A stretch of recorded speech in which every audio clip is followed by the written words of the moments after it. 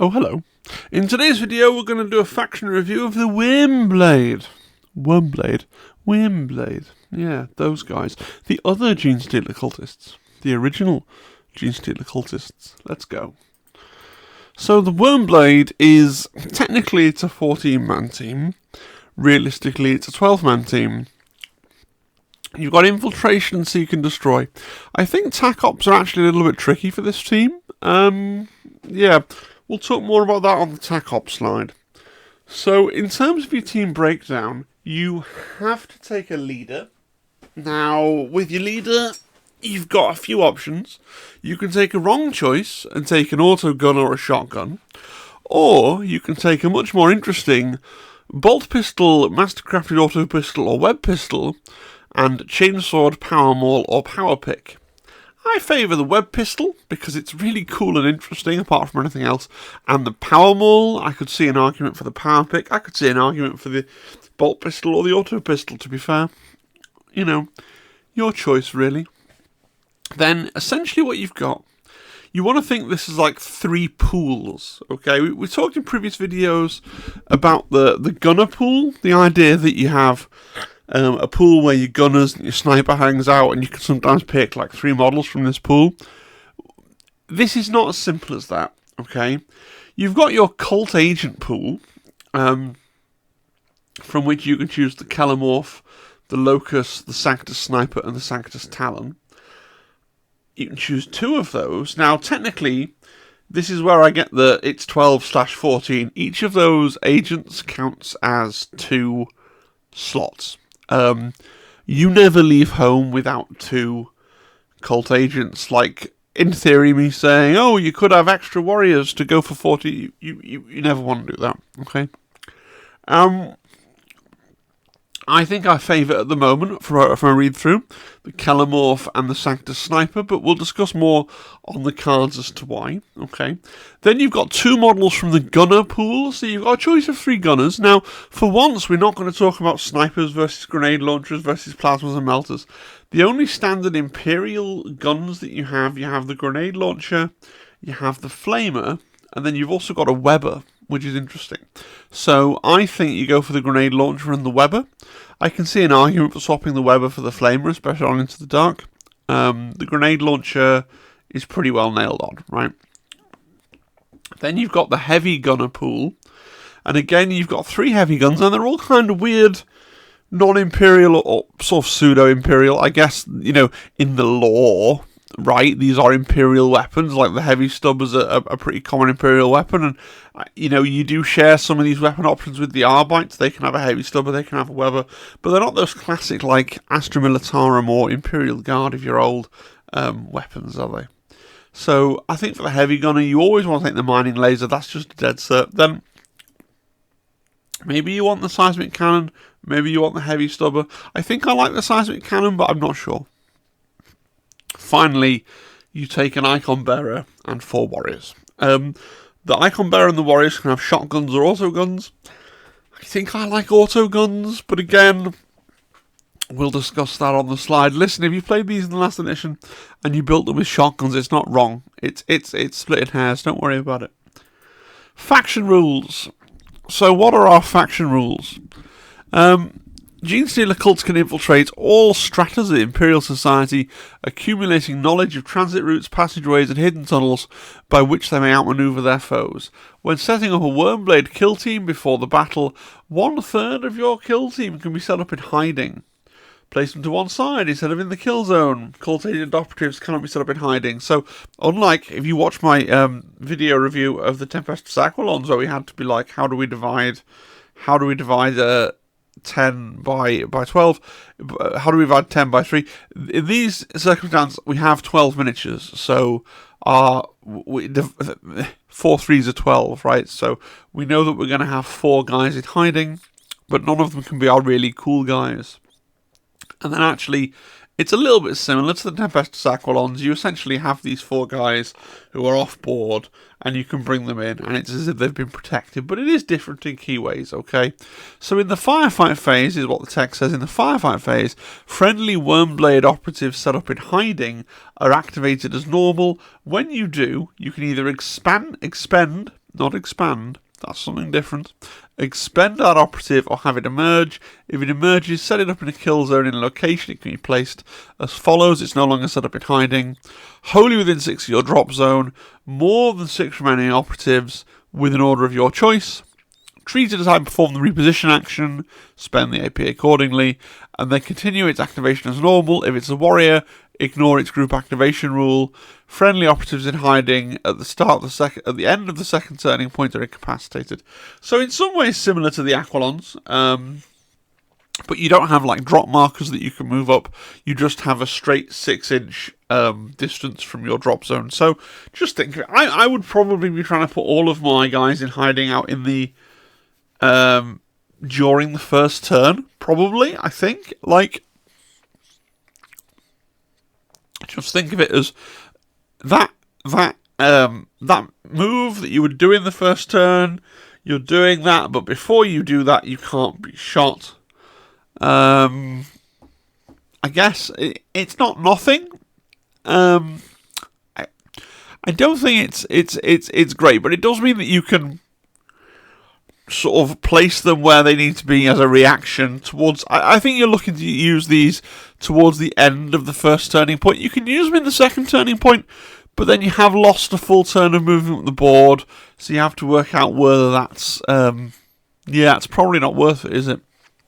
Now, a little wrinkle with these is it does say if the operative is a warrior, ignore its group activation rule. So warriors, spoilers, have GA2, this idea that when you activate one, you immediately activate a second one. So even though you're a 12 model team, because 4 of your models are warriors, you have 10 activations. But while your warriors are in hiding, you can use those as separate activations. Easy, and this is a question, not an answer. I'm sorry, I'm not posing this. I'm not positing this entire video from a place of expertise. Okay, this is just my read-through and what jumps out to me. Is it ever worth putting 4 warriors into hiding? Let me know in the comments what you think.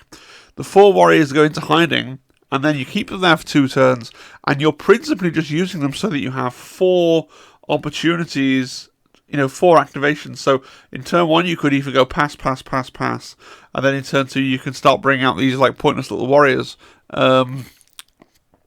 And your opponent just has to, especially against elites, that could be an interesting way of just forcing your opponent to do stuff, right? If you've got 6 Marines, and I'm playing the Wyrmblade, and I give you the first turn, so you move a guy, I exhaust a warrior in reserve. You move a guy, I exhaust a warrior in reserve. You move a guy, I exhaust a warrior in reserve. You move a guy, I exhaust a warrior in reserve. You move a guy, you've now only got 1 Marine left to move in reaction to what I do with the rest of my team that I actually care about. That could be a play, right? I don't know. Let me know in the comments what you think. It could be a thing. There could be something to that. Second faction rule, which is something you're going to have to remember when we go through the data cards, and we go through the data cards for the 4 agents that you can have, is the cult agent rule. So all the agents we're going to go through, they ignore piercing and saturate. If you can retain cover saves, you're retaining an additional cover save, or retaining 1 as a critical success, not cumulative with if you're being shot from vantage, right? Okay. Strategy ploys. The day at hand, when the moment is right, the cult strikes. Swift and brutal ambushes allow for high lethality, even with improvised weapons. Whenever a friendly Wyrmblade operative is activated, if its order is changed from conceal to engage, until the end of that activation, its ranged weapons have rending. Add 1 to the attack stats of its melee weapons to a maximum of 5, which is tasty. Okay, so the day at hand seems really good. You probably want to have it turned on, I would say in turning point 1, and then probably in turning point 2, depending on how many of your models you actually flip to engage in turning point 1. I would want it on in turning point 1, even if I wasn't planning to attack, just so you've got it and you've got the threat of it, right? Because now in this version of Kill Team, in turning point 1, you can flip your entire team to to engage, and putting the idea in your opponent's head that you might do that because you've got this active could be useful. And so therefore I think it could be a good choice for the free strat ploy scout in the scouting phase option to have this up. Okay, but we've also got Crossfire. So Crossfire, the cult's operatives surround their foes before opening fire and catching their target in a lethal crossfire. Whenever a friendly Wyrmblade operative is shooting an operative that another friendly Wyrmblade operative has already shot during this turning point, that first friendly operative's ranged weapons have accurate 1. Okay, again, you probably just want this up all the time, and it's another good choice for that free strat ploy in the scouting phase in TP1.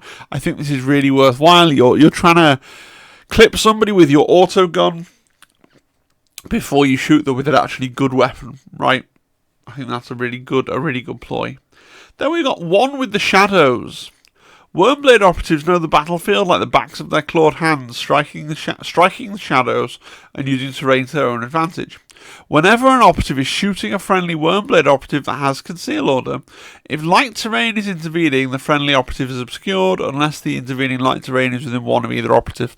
This feels somewhat pointless, only because there's not that much light terrain on Killzone Volcus, right? There's not that much light terrain, really, in the game as it stands at the moment, in the 3 main kill zones.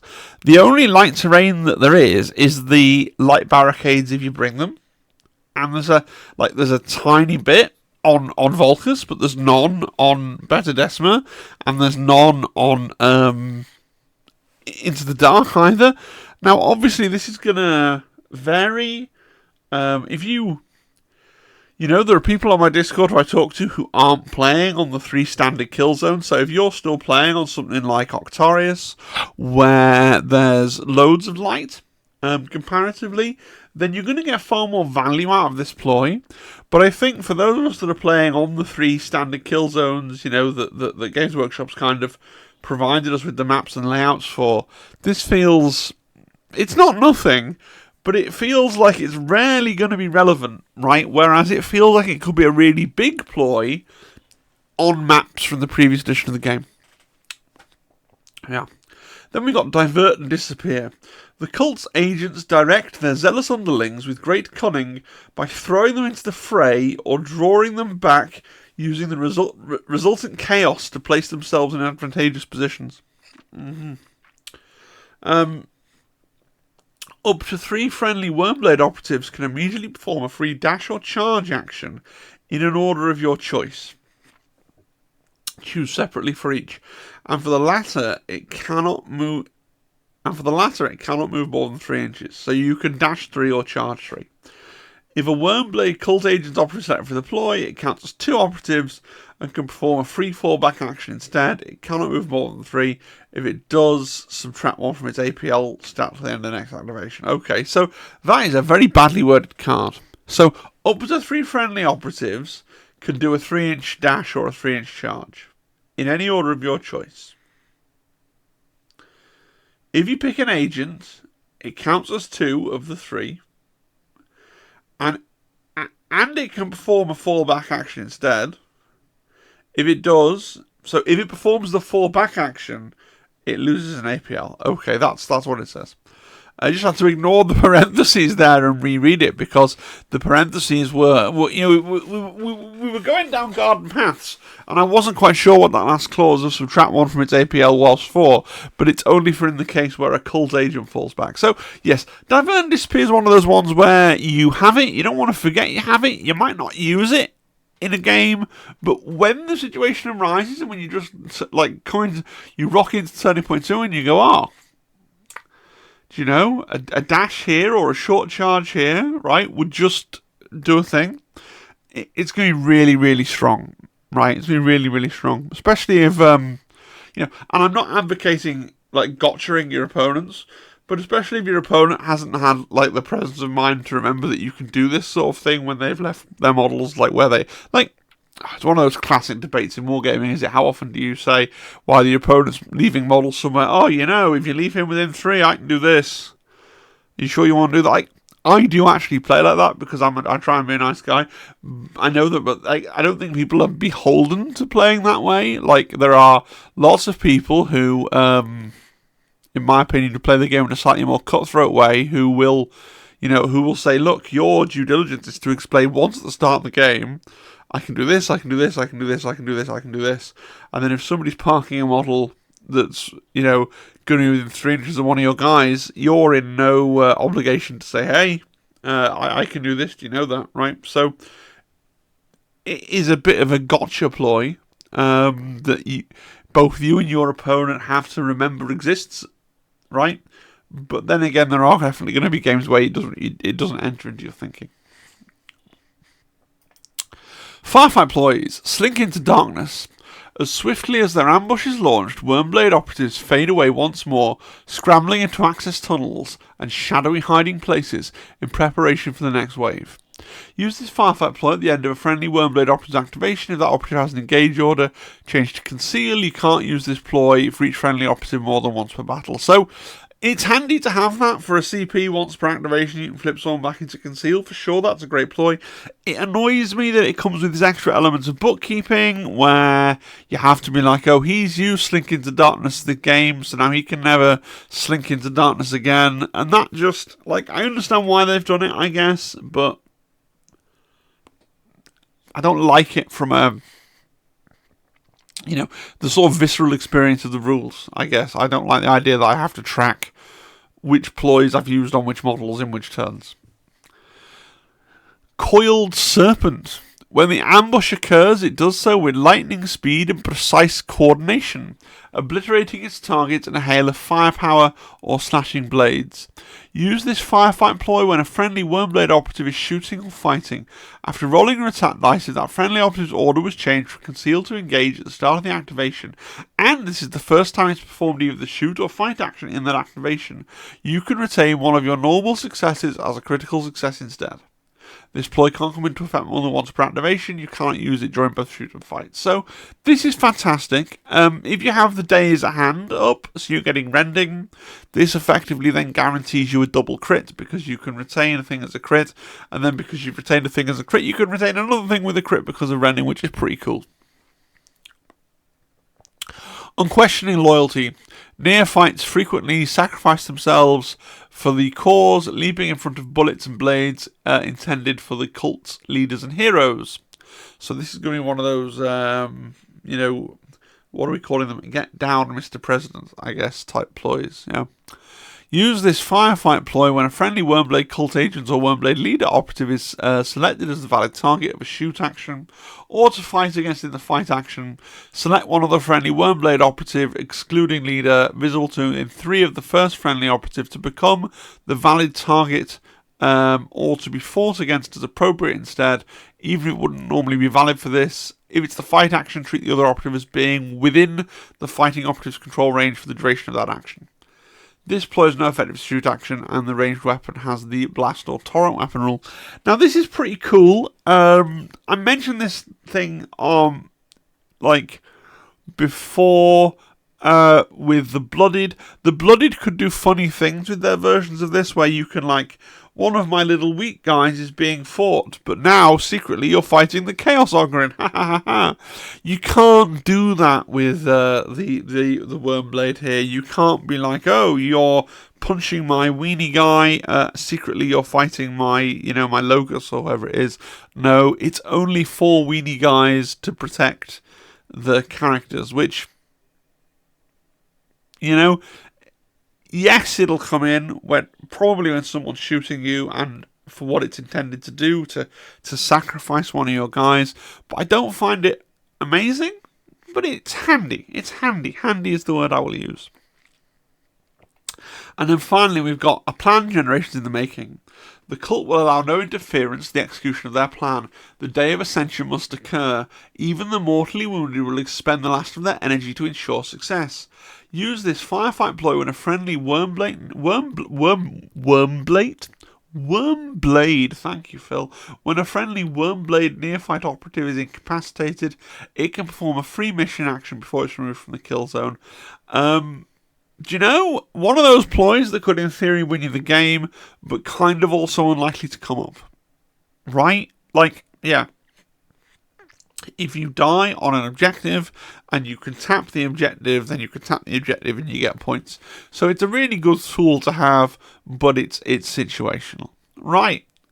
Let's get into the data card. So this is our leader. So he's APL 2, 6-inch move, 5 up save, and 8 wounds. Now, he is the leader. So when we see a normal guy, we'll see the normal guys have 7 wounds. But you also have your agents that have 9 wounds. So your team's got a very various number of wounds. All right. I think you want a web pistol. Let's look at the web pistol. So it's 4 dice hitting on 3s, 3, 4, range 6, severe and stun. Compare with the auto pistol. Well, no, let's compare with the bolt pistol first. So the bolt pistol is 3, 4, range 8. So you're straight up trading 2 inches of range for severe and stun. I think I will trade away 2 inches of range to get severe and stun. I think that seems fair. With the auto pistol, you're trading a normal damage. You're losing severe and stun, but you're getting 2 inches of range and lethal 5 up. I think I like the web pistol, but there's not that much in it, right? And the same with the combat weapon. It's basically going to be between the power maul and the power pick. I don't think I rate the chainsword. Yeah, the chainsaw's just flat worse than the power maul. And the power pick, it's just worse than both of them. So basically, the power pick is a chainsword but with rending, right? Yeah. And the power maul is a chainsword with an extra point of crit and shock. I think I'd rather have the maul with the extra point of crit and the shock, right, than just have rending, I think. He also has a passive ability, so his passive ability is Shadow Vector. Once per turning point, you can use the Slink into Darkness or the Coiled Serpent Firefight Ploys, your 2 best and least situational Firefight Ploys, for 0 CP if the specified friendly Wyrmblade operative is a near-fight visible to this operative. So that's pretty good, and you could hope to save a CP per turn with that, I guess. Yeah. Kelermorph. I love me the Kelermorph.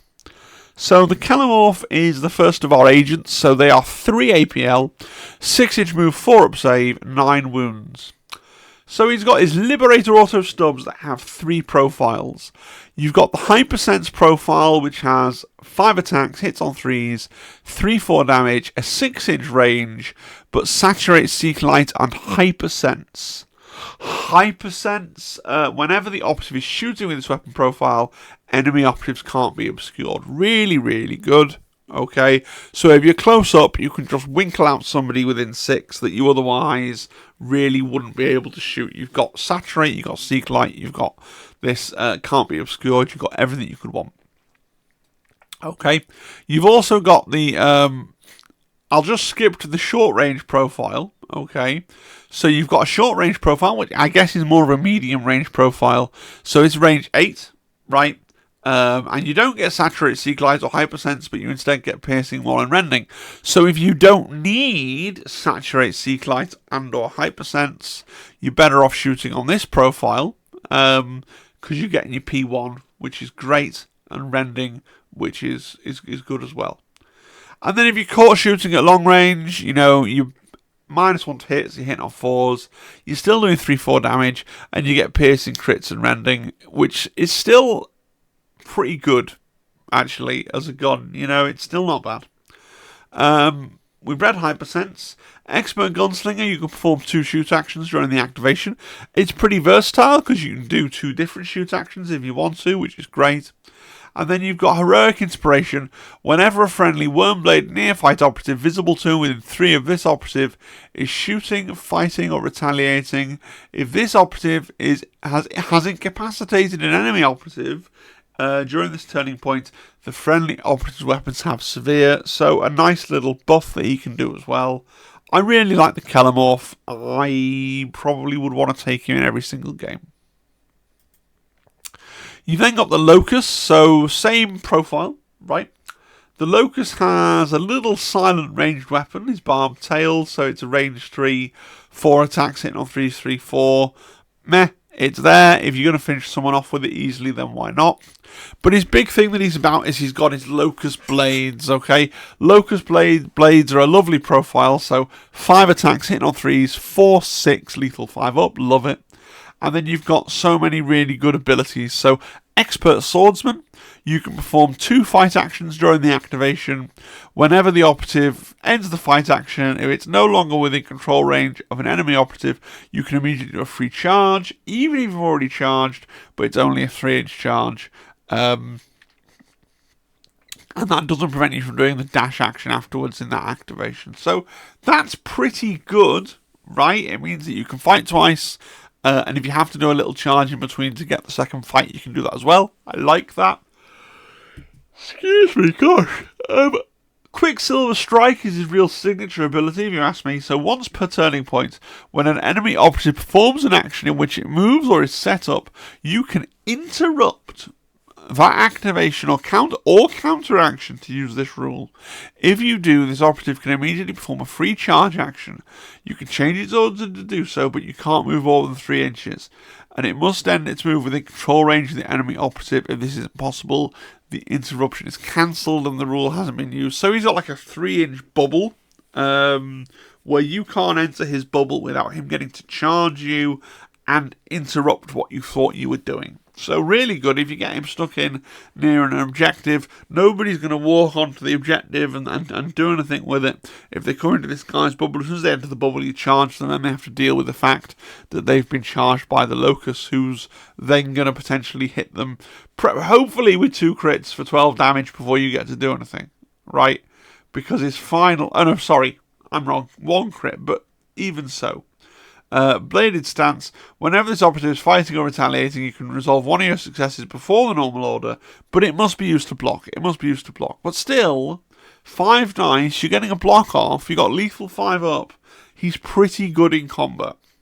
Okay? He's got a good chance of defeating a lot of things in combat. He's pretty powerful.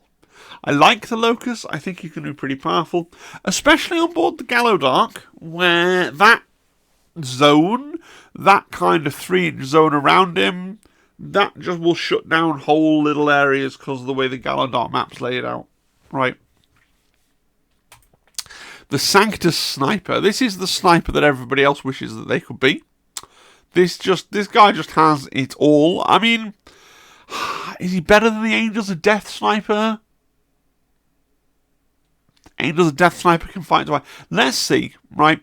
So 3 APL, 6-inch move, 4 up save, 9 wounds. Sniper rifle. Got a mobile profile, which is fine. Got a stationary profile. So 4 nice hitting on 2s, 3, dev 3. Heavy dash only, silent, no concealed positions. So he's just got his silent sniper the whole game, right? For 1 AP, until the end of the turn, the stationary profile of the sniper rifle has lethal 5 up. Lethal 5 up really loves a sniper rifle because you want to get those crits through. Sniper rifles are massively swingy, right? A crit's doing dev 3. That's what you want to be seeing. So lethal 5 up on a sniper rifle, really good. And then you've got Familiar Soul Sight for 1 AP. Select an enemy operative visible to this operative until the end of the battle or until the action is performed again by a friendly operative.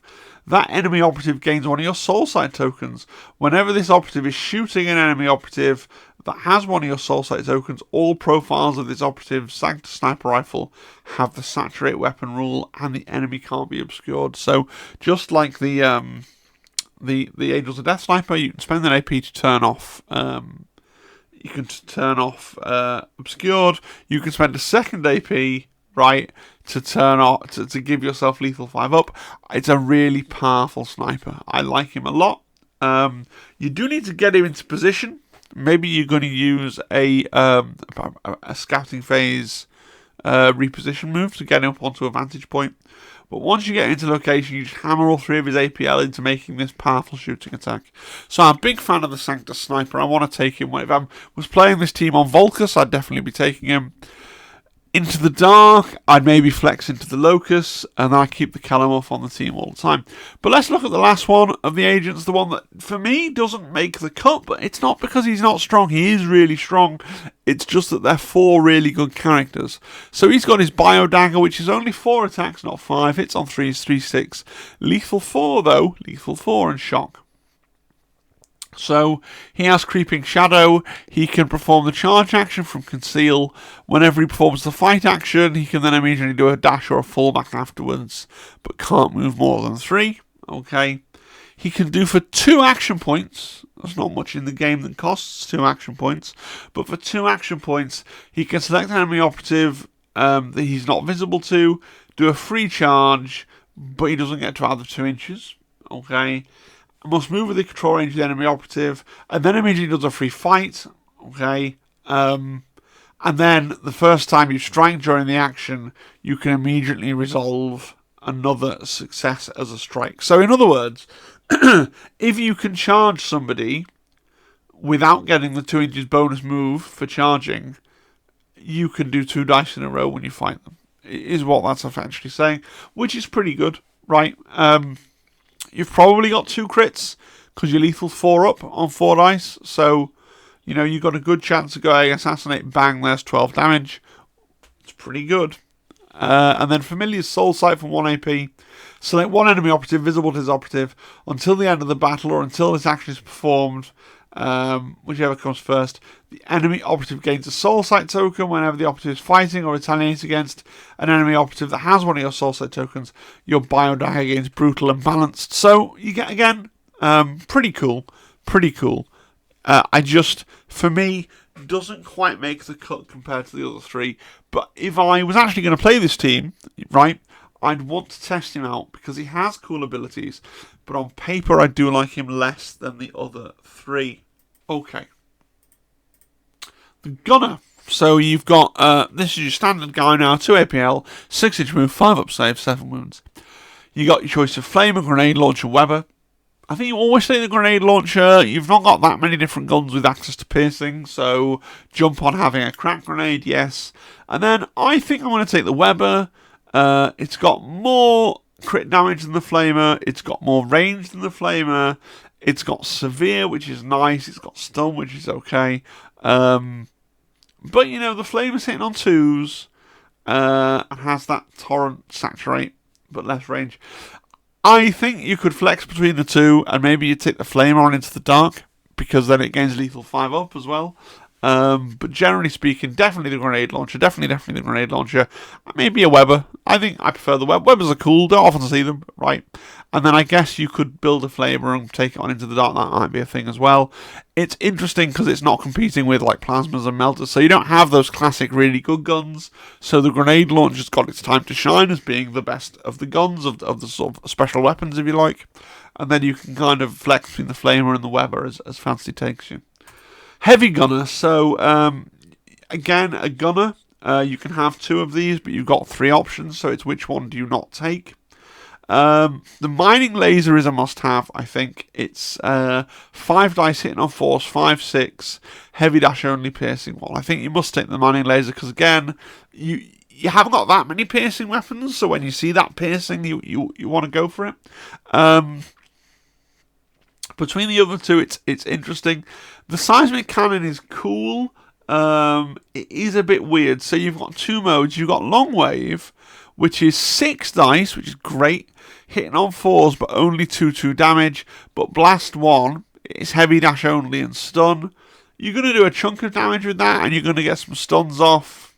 Okay. And then you've got Short Wave, so it goes down to 4 dice, but you become hitting on 3s for 4 damage.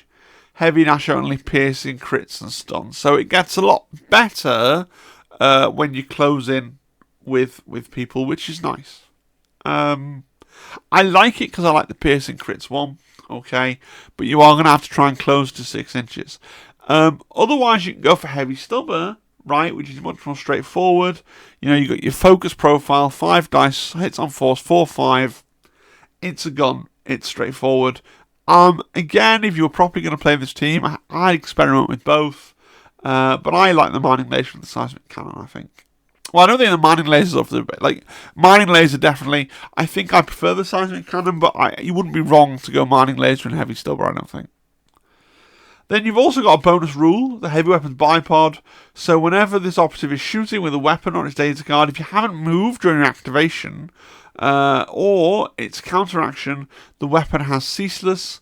If it already has that rule, like from Cult Ambush, then you get relentless instead. And you're not restricted from moving after you've shot. So, yeah, just an extra little bonus there for the heavy gunner, which is nice. You were going to take them anyway, right? You didn't need the incentive, but nice.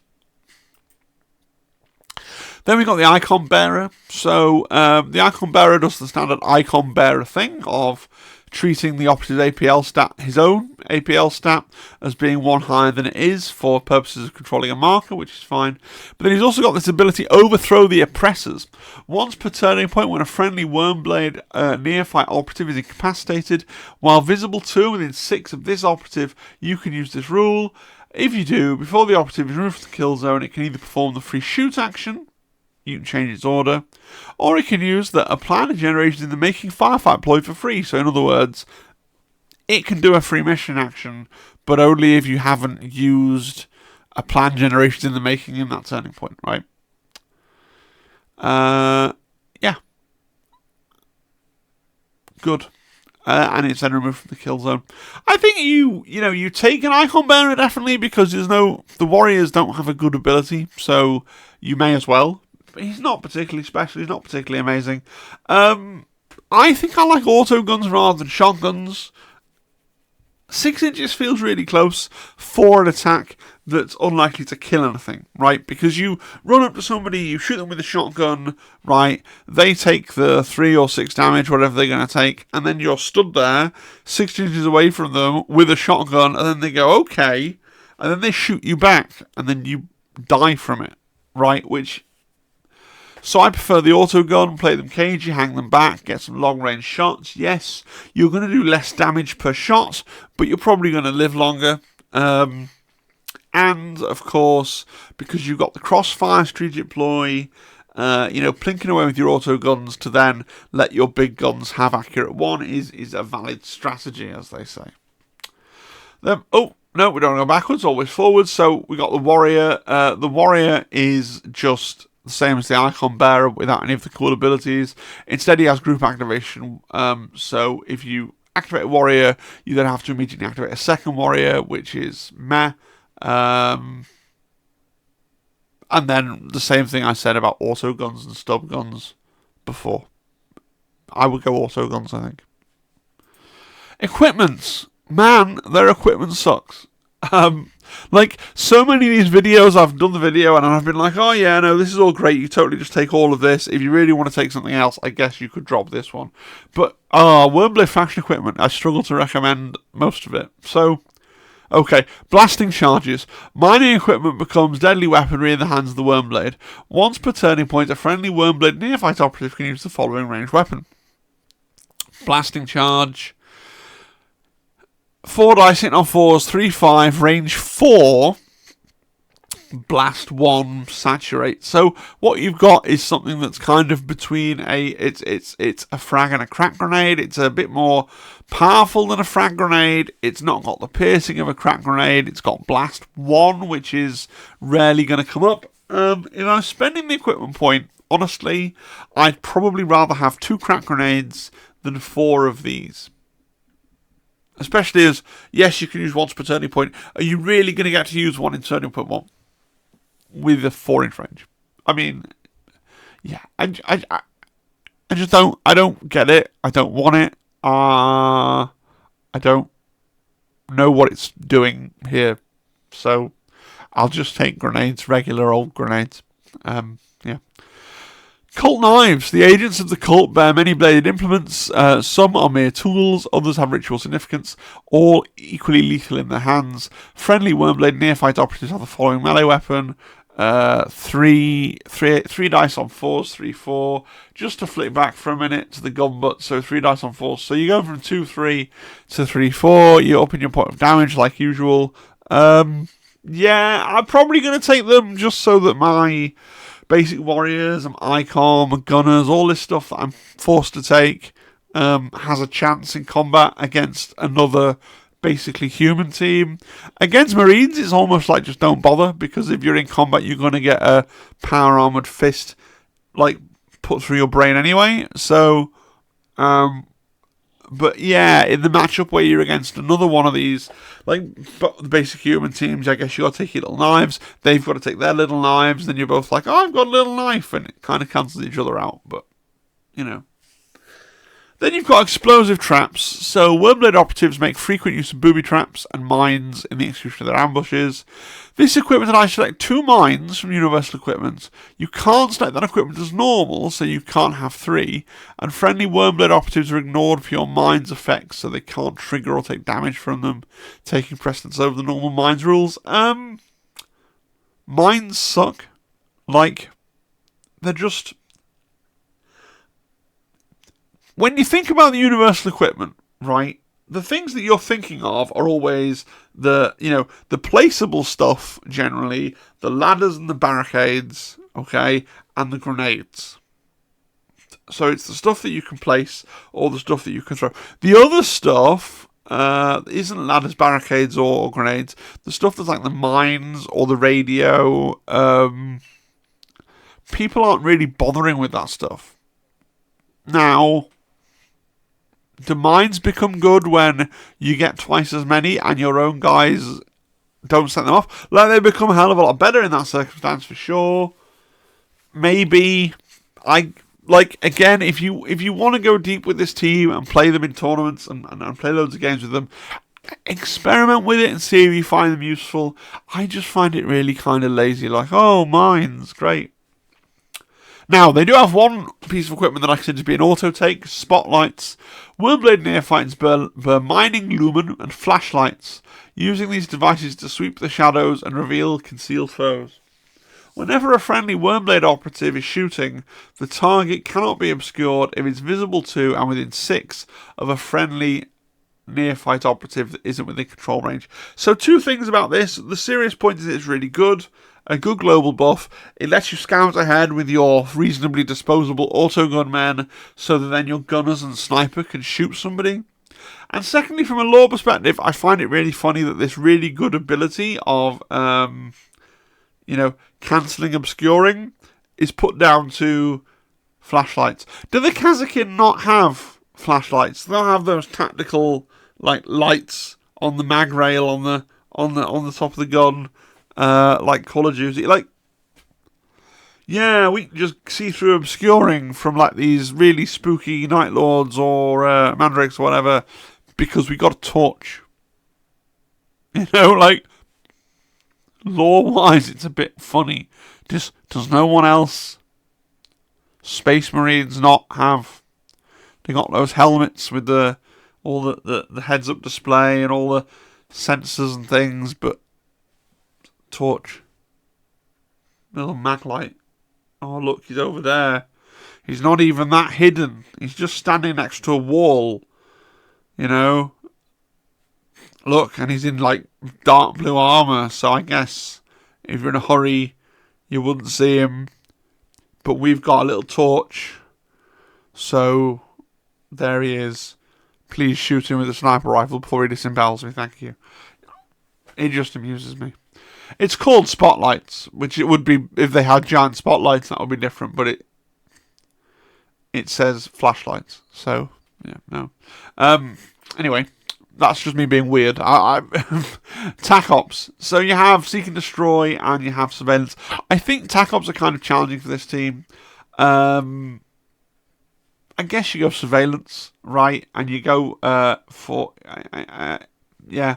I called the whole thing Surveillance, didn't I? Infiltration is the name of the deck. Surveillance is the name of probably the best card in the deck. So Surveillance, just to read it again, it's revealed when you perform the action. You get a mission action for 1 AP. You gather Surveillance. You can't perform the action while you have an engage order. You must be wholly within your opponent's territory to perform the action, and it must be an enemy operative there that's a valid target for it.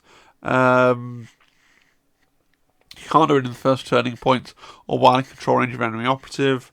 Victory points once per turning point after the first. If a friendly operative performs surveillance action, you have score 1 VP. At the end of each turning point after the first, if a friendly operative has performed surveillance action during that turning point, is in the kill zone, has a conceal order, you gain 1 VP. Yeah, I think it's fine. You know, you've got some mooks. You're a relatively horde team. You can flip yourself back into conceal for a CP. Yeah, I think probably skip Sanctus. There's going to be a school of thought. There's no, you go champion, and you know your Kelermorph can shoot twice, and you just cap 2 fools. You know, two Kriegsmen, and then you go, yeah, champion. But the problem with that is, against, like, you have your 2 characters who are probably likely to be able to score champion, and if they die, the rest of your team's not doing it. So I think it's a bit of a risky play. Let me know what Tac Ops you like with this team in the comments. Buying it, right? Everybody's favourite topic. Managed to pause OBS before sneezing down the microphone. Today's your lucky day. Buying things. This is an expensive kill team. So you buy the Neophyte Hybrid box for £34, and that gives you most of the team, right? It gives you 10 miniatures, it gives you your leader, your banner, your gunners. Cool beans. So then you're gonna need characters, right? You're gonna need at least 2 of these characters. So you're gonna want like the Kelermorph and a Sanctus. And if you want to go deep, you need 2 Sanctuses and a Locus. I mean, and if you want to go really deep, you need more Neophyte hybrids as well. If you want the different gunner options and the ability to swap around, okay, you're probably going to want more Neophyte hybrids as well, because the ones that you get are only just going to give you enough to play the way that you've actually built them. Right. You could magnetize and then not have to buy a second box of hybrids. You might be able to magnetize the Sanctus into both varieties. I don't know. I've never tried it. Don't quote me. Might be possible. Because that's one model that builds both the stabbing Sanctus and the snipey Sanctus. But yeah, it is an expensive team. Final thoughts, there we go. So, I find the team to be okay. It doesn't light my world on fire. And my health warning is, it's an expensive team and it's only classified for 1 year. Now, you might be in the group of people that militantly doesn't care about classified. But, like, what if all the tournaments that you like decide they care? Because they haven't decided yet. Nobody knows how the kill team community is going to react to this, because the kill team community doesn't have to actually fully decide for a year. Right now, all you've got is bullshit. People saying, oh, I'm definitely doing this, I'm definitely doing that. Well, are you definitely doing anything? Right? You've still got 11 months before you have to definitely decide anything. So I would take everyone's pronunciations of, I'm going to support all teams forever, or I'm going to instantly close it down to just this. I would take all the bricks with a grain of salt, but before you go away and invest over £100 into one of the more, not the most expensive, but one of the more expensive kill teams, just bear in mind that is less. It is slightly less longevity there compared to some other teams that you could collect, like Brood Brothers. I prefer the Brood Brothers. Now, I've just watched some videos. Can You Roll a Crit? I think did a video about tournament stats, and I think I'm right in saying that Wyrmblade are doing better than Brood Brothers at the moment. So, take this with a pinch of salt. I'm not very good at kill team. Nobody's takeaway from these videos should be, oh yeah, Phil's gonna tell me all the things about how I should play this team. No, at best what I'm going to do is read through it and go, look, here's the things I've noticed, here's some questions, what do you think, and help people kind of understand what it's actually saying. I'm trying to explain it to you in a very kind of, this is a low-level thing of me explaining how it actually works, right? And then here's some interactions that I've spotted, but it's not how to win. I'm not a top-tier player. I'm lower middle tier player, so maybe this is a really powerful team, but I will just say, personally I prefer Brood Brothers. They've got a lot going for them, in my opinion. Let me know in the comments. Let me know which agents you prefer. Let me know which heavy gunner, and yeah, well, I'm not going to say which gun you prefer, but because it's pretty obvious, but which heavy gun you prefer, let me know that as well. And yeah, big thank you to all my members, subscribers, and supporters. I've once again neglected to put on the slide the name of the one member I have at the highest tier, who is called Compendium Lover, right? But thank you, Compendium Lover, for subscribing at the Tale to Impulse HQ tier. It really does mean a lot to me. I've just gotten into this weird thing where I was supposed to go to bed an hour ago, and even though I've been home all day, I don't start making the videos till quite late. And then but please do accept my humble thanks. And the same goes for all my members, all my subscribers, and all my supporters in general. I hope you've enjoyed the video. Coming up next, again, I won't necessarily do another team rundown in the net tomorrow, depending on if there's any news or interesting stuff comes out on Warcom.